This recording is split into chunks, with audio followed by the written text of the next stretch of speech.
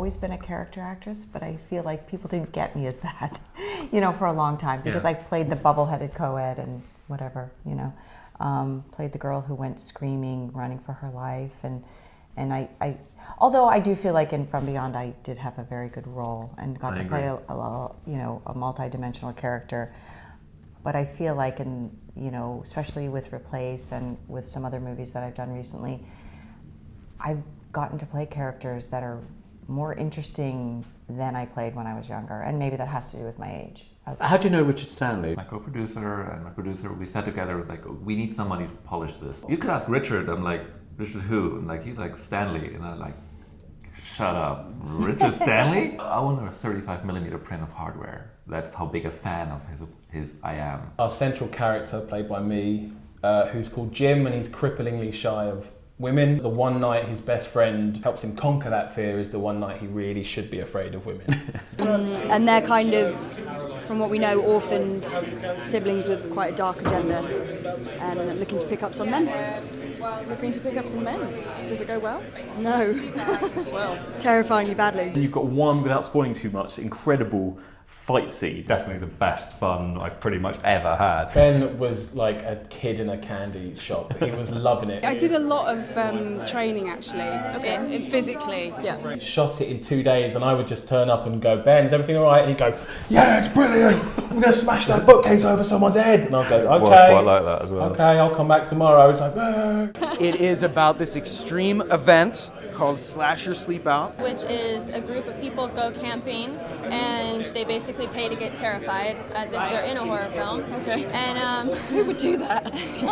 We could not have chosen a better place to world premiere a movie because there are certain things about it that are challenging the conventions of the genre, right. And we wanted to make sure that we showed it first to an audience who is very sophisticated, who would be willing to go with us on this genre-bending journey. Italian zombie films we love. Is that what you wanted to do? Make a sort of a contemporary Italian zombie picture?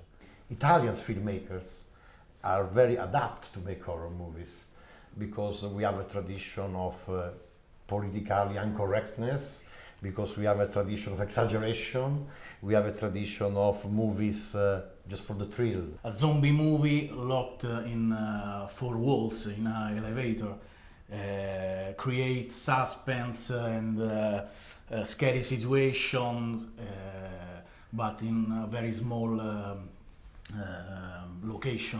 It's about a dating app, am I right? It is. It's the Fatal Attraction for the Tinder generation is what we're selling it at. Taking that Fatal Attraction sort of building block was sort of the best way into the movie, and then seeing how we could sort of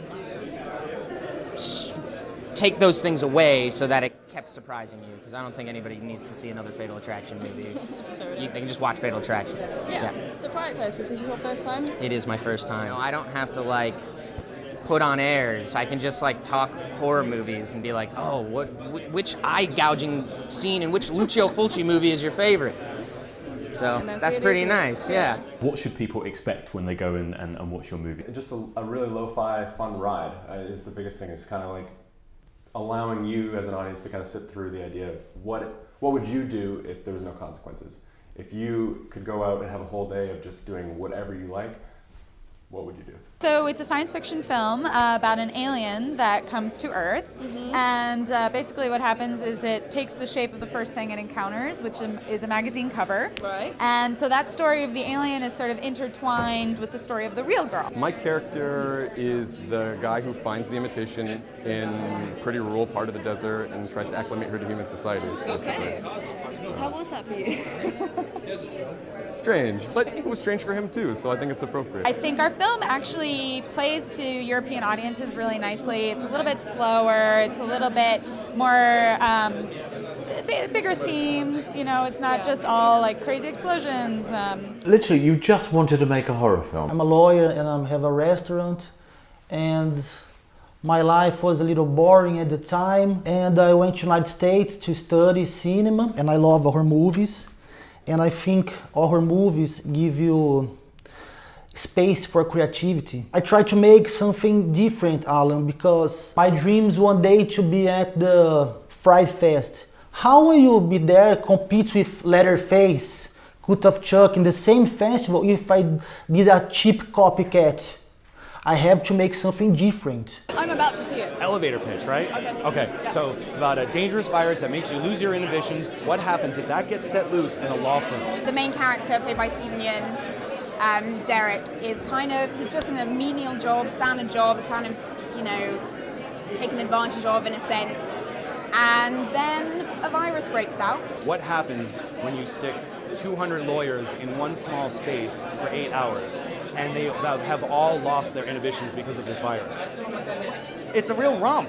Just seeing loads, so many people running around set, covered in blood, as though they've been infected by virus. It was, amazing, literally amazing. Well, I'm really looking forward to seeing it in a few minutes. Me too. I can't wait. We would not be here tonight without one of the mavericks of cinema, and unfortunately he is gone. I was lucky enough to get his blessing for Wrong Turn 2 because I was making essentially my love letter to Texas Chainsaw Massacre 2. So any of you motherfuckers out there are like, you totally ripped off the dinner scene from Texas 1. Like, nope, 2, fuck you. But, because he's one of the fucking masters of horror, and you're nervous, and I remember summer school where they would call him Tobey Hooper, because it's such French.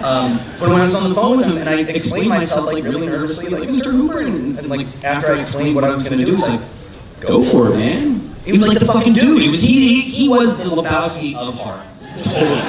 And I know it's not a title card tonight, but I am dedicating this screen to Toby tonight.